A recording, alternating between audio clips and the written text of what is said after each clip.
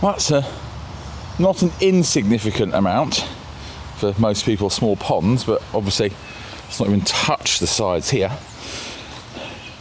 But you can see the difference made. Obviously it's just really thick here. You can see this sort of section there that I've gone through to start opening up just in the bank, and this will be one of those jobs where a little bit a day helps, hopefully. Welcome back to the chateau. I have been a bit unwell actually, so that's why I haven't done any videos for a few days.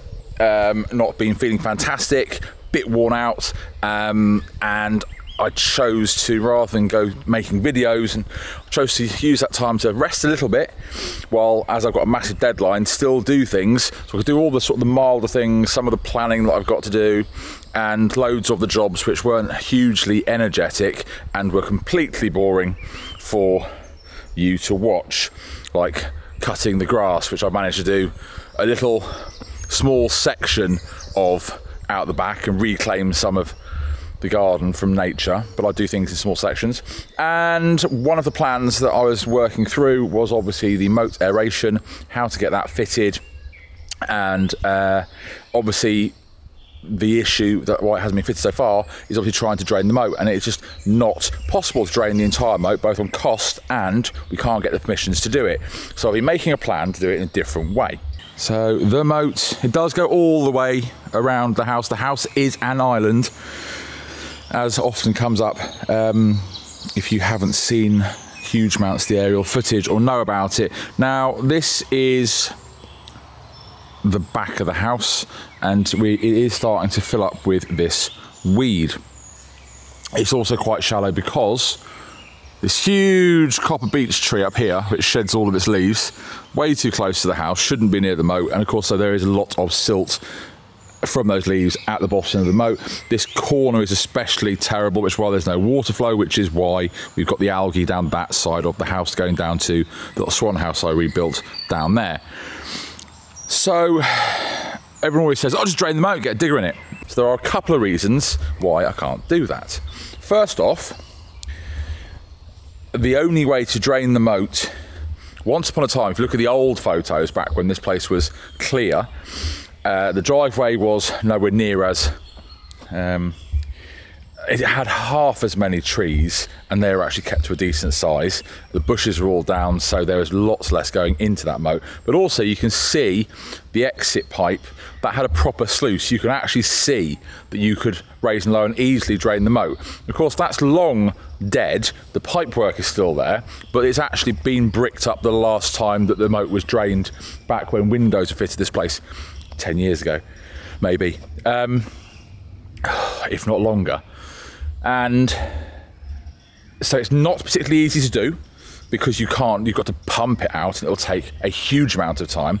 There are huge amounts of fish in said lake and moat, but more than that, it's the permissions. You just cannot get the permission to drain lakes at the moment, because we have such issues in the summer seasons, and you have to do all that work in the summer seasons with droughts and worries, and with, of course, I've gone around farmland, so they, in case there is a fire in the crops, they want to be able to come down to a body of water and refill the fire engines, so they are extremely reluctant to ever give permissions to drain the moat. So I've got to think creatively, and that creative thinking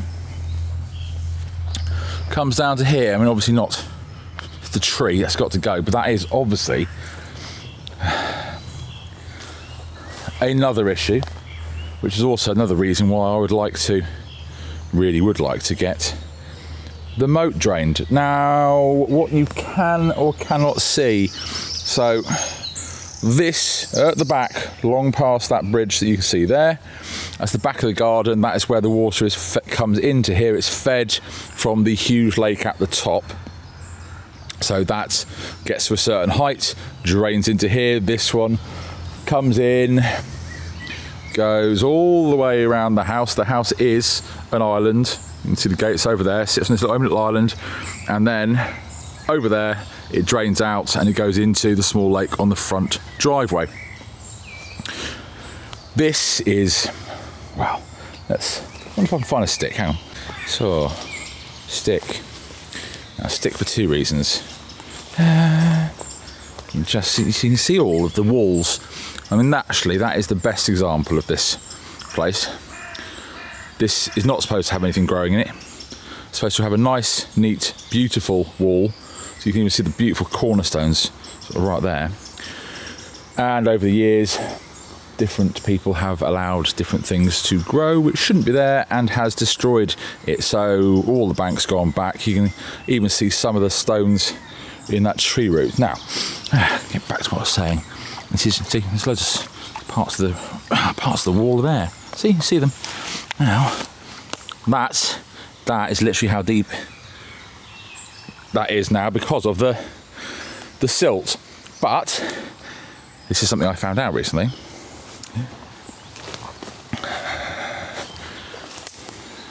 Well, I knew it existed. I found out why, shall I say. Let's not fall in, Philip. Now, see there? Just there. There. There's a small retaining wall that's built in there just under the surface, and that is deliberately there so this section of the moat acts as a silt trap for anything coming in. So it all sort of slows and you flow down, and it all sits in here before it comes out into the main lake. So I've come up with a slight plan. So the plan is actually to sandbag in front of that little retaining wall to make it waterproof, and then go up to the water level, block off the entrance to that, and then whatever water is in there we will pump out. But it's not very much, it really is. It's only about a foot deep. And then we can basically get a small digger into this section rather than trying to get a huge digger which can scoop from the banks. And then we can basically dredge out this section, and then the land over the bridge that I built, call it no man's land.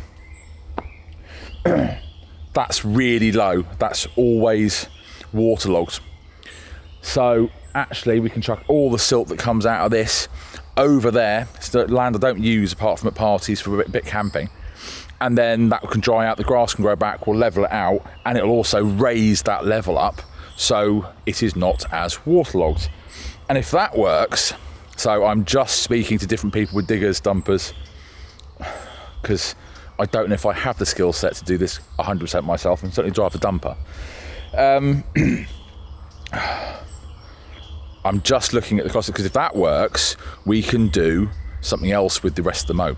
Of course, the other thing is at the same time I can remove a couple of these trees which really shouldn't be there, because if we get a digger into here, all of the original stone should be down there hidden in the water, which means we would then be able to build the walls back up and then probably backfill with what the silt from here, backfill and make the walls and the banks look lovely again.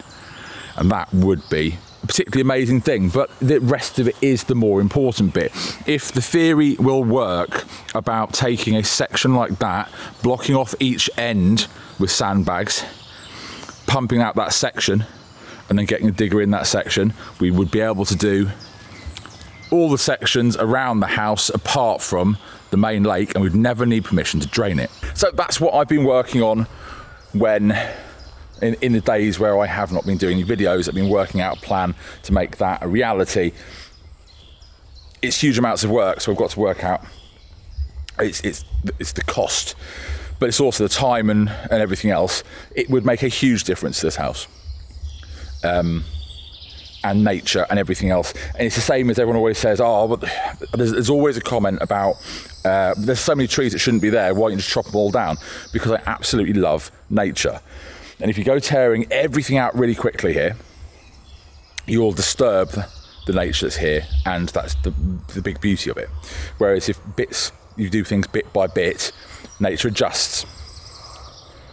Nature always finds a way. So being able to do a section at a time of the moat, it won't disturb the fish that badly, won't lose too many fish.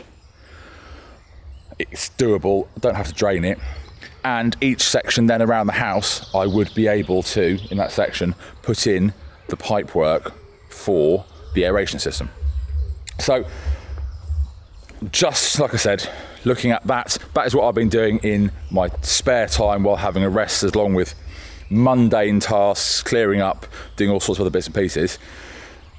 Hopefully that could go somewhere this summer if we've got a decent dry spell, because I think the main section over there will probably take about a week. So that is doable before the big party, if I have one, a private party this year, and my road trips and all the rest of it. So that would be quite good. If anyone's bored and wants to come and drive a digger, please let me know. If you have a digger, that'd be even better. And joking aside, thank you everyone. Thank you so much for watching. I had loads and loads of private messages because I said I had this huge deadline, and then loads of people saying, well, you don't seem to be getting on with your deadline, and we're holding you accountable because you asked us to. It was a lovely thing. Thank you so much. No, we've still been getting on with stuff, I've just not been 100%. So thank you all so much for watching. If anyone's a structural engineer, dam builder, moat dredger, anyone out there who's got some better ideas than I currently have on this, please do leave a comment and let me know. Other than that, I will see you all tomorrow. Now I am fighting fit again. See you next time.